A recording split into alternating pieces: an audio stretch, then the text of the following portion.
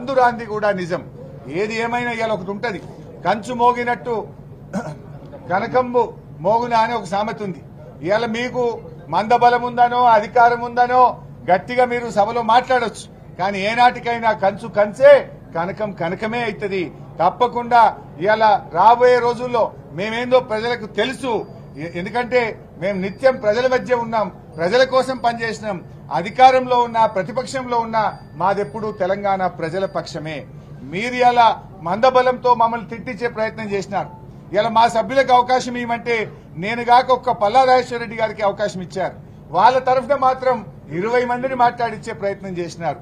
నేను సభలో మాట్లాడుతుంటే ఒక్కొక్కసారి 8 మంది మంత్రులు ఒకరి తర్వాత ఒకరు 5 నిమిషాలకు ఒకసారి నన్ను మాట్లాడనీయకుండా ఏ రకంగా నన్ను అడ్డుకునే ప్రయత్నం చేసినారో కూడా రాష్ట్ర ప్రజలు గమనిస్తా ఉన్నారు.